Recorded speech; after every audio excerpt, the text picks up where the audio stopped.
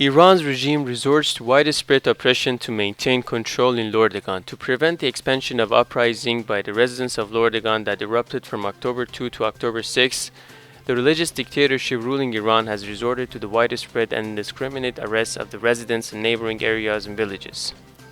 It has particularly concentrated on arresting young people.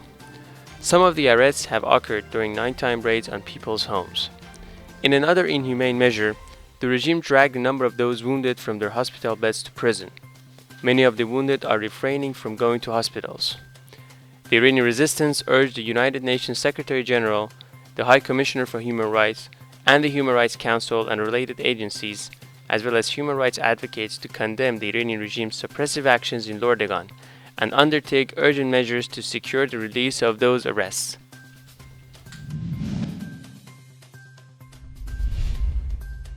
Workers in Iraq, Shush, hold protest rallies and launch strikes. Employees of the Azarab factory in the city of Iraq held a gathering at the city square on Sunday, protesting their employment status remaining in limbo and poor living conditions.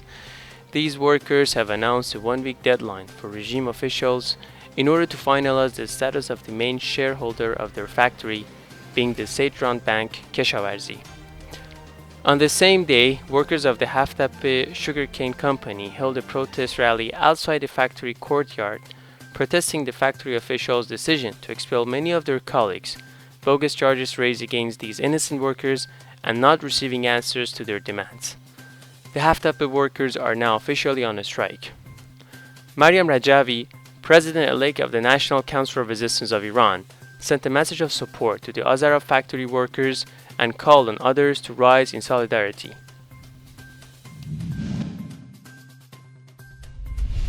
MEK supporters commemorate 1988 massacre victims in different countries. On World Day Against the Death Penalty, supporters of the People's Mujahedin Organization of Iran held ceremonies in the United Kingdom and the Netherlands, commemorating victims of a mass execution of Iranian prisoners. In 1988, the Iranian regime executed 30,000 political prisoners, most of them MEK members and supporters, in the span of a few weeks. After 31 years, the incident, known as the 1988 massacre, remains an unpunished crime against humanity. Many current regime officials, including Judiciary Chief Ebrahim Raisi and Justice Minister Alireza Avai, were directly involved in the sentencing and execution of the political prisoners. In the UK, Iranian communities and MEK supporters set up an exhibition in front of the parliament and displayed pictures of the victims of the 1988 massacre. In the Netherlands, supporters of MEK and the Iranian resistance held a ceremony in front of the Dutch parliament in The Hague.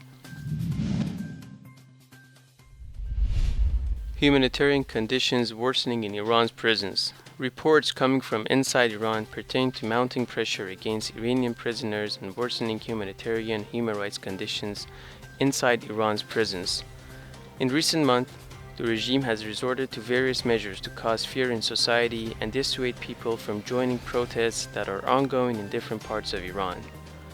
One of the facilities where the conditions for prisoners have worsened is Karaj Central Prison. Every hall in the prison has a capacity for 200 people, but prison authorities have effectively packed 700 people in each hall.